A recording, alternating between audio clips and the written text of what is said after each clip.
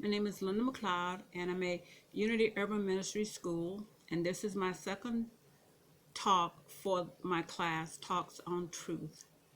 And the title of my speech is The Power of Fear. Have you ever woken up in the middle of a really scary dream and realized it was a dream, and then decided to go back into that dream to see how it ends? I've done that a few times, and it has shown me that life can be the same way. If I get back into the dream and allow it to go to the end, then I can see the results. But when I wake up in fear and doesn't allow the dream to complete, I am stressed and not in a very comfortable place. My scripture text this week come from the King James Version of the Bible. The first one is 2 Timothy 1, chapter 1, verse 7, and it states, "But God has not given us the spirit of fear, but of power and of love and of a sound mind." The second scripture is from 1 John chapter 4, verse 18, also the King James Version of the Bible. "There is no fear in love, but perfect love drives out fear, because fear has to do with punishment. The one who fears is not made perfect in love."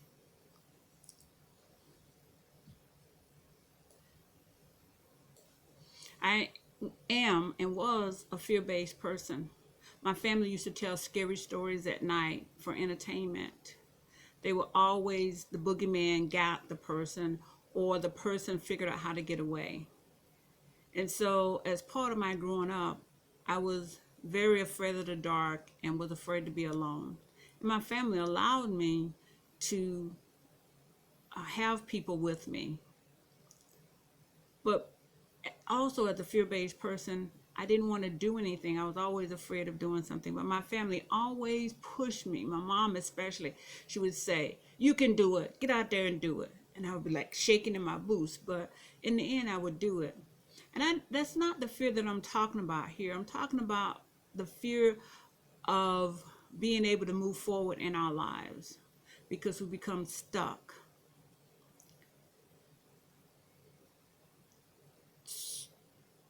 Research has shown that the two greatest fears are the fears of flying and talking in front of a public audience.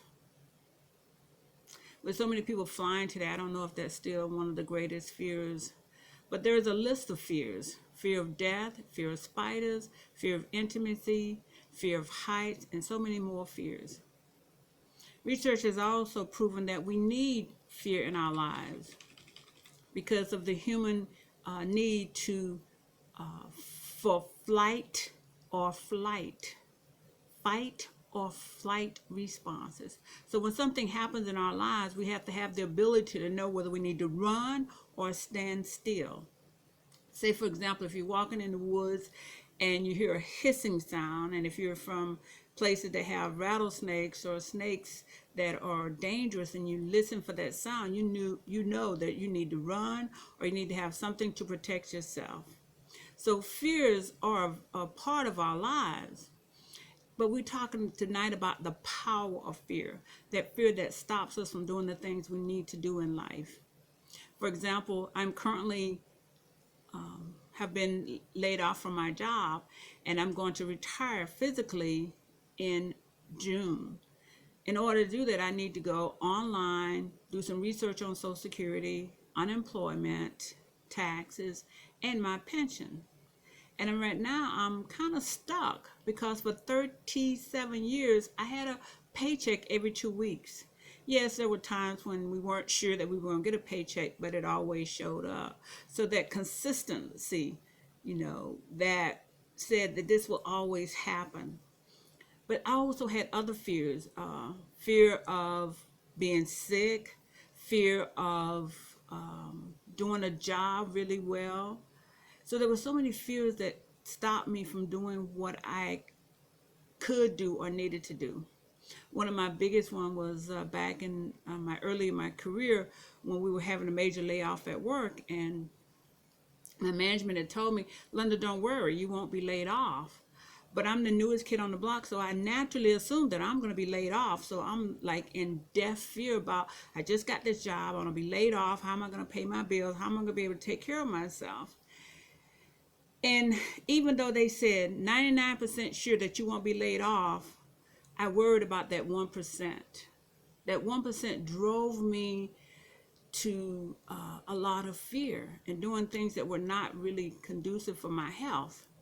So what I'm learning in life, that fear is a necessary part of our lives, but we don't have to use that power of fear to control us. We can allow ourselves to face the fear and see what the outcome is going to be. For most of us, fear has to do with three things. I'm going to lose what I have, I'm not going to get what I want, or I'll have to change. And there are some tools we can use to look at these things. You know, as my example of losing my job and losing my paycheck, you know, how am I going to survive? You know, I need to do some things, you know, that will help me be able to deal with my life, as I call it on life's term. The first one is we have a acronym for fear. Face everything and remember to take the necessary steps. Face everything and remember to take the necessary steps. What are the actions and steps that I need to take in order to be able to face my fear? The first one is I take time to pray and meditate. And I seek God's will for me in this situation. Then I ask the appropriate people for help. For example, in my case, it would be to go back to the HR person and say, you know, I hear that there's a layoff. What are my chances of being laid off? And I need to accept and trust that if I'm going to be laid off, God has a plan for me that will take care of me and I'll be able to pay my bills. Then the second step is to take appropriate actions, to do the necessary steps to make sure that I have done everything that I need to do.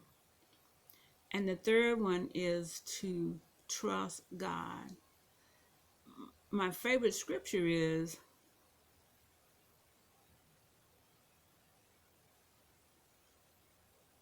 for all things work together for good to those who are called according to God's purpose. And that's in Romans 8:28. And I usually tell it from the King James Version of the Bible. So, for all things work together for good to those who love the Lord, who are called for his purpose. And we're all called for God's purpose. There's only one purpose, and that purpose is to love and to be a blessing to the planet for me. And so this idea of the power of fear is when I face the fears, it loses its power. And like I said, when we think of fear in terms of I'm going to lose what I have, the power of that becomes so important to me that I forget who I am and I forget to pray and meditate and trust God. Or I'm in the phase of I'm not going to get what I think I want or need, you know. I might need food, or I might need money, or I might need clothes, or I might need to take care of the kids, or I might need to do something. And I don't think I'll have what I need to do what I need to do. But when I face that, you know, God didn't give us a spirit of fear, but of power. But that fear can get in and control us and manipulate us into thinking that fear is reality. But we always go back to the power of love is greater than the power of fear. When I trust God and I look at what God has created for us on the planet, all our needs are met. And every time that I face a fear, it takes the power out of that fear. So again, God did not give us the power of fear, but of love and a sound mind to be able to trust that the universe will provide all of our needs, and whatever is happening to us, God will see us through it. So thank you for listening, and I hope this message resonates with you of how to face your fears. and that fear has no power. The real power is in love and accepting God's love for us. And so it is. Thank you.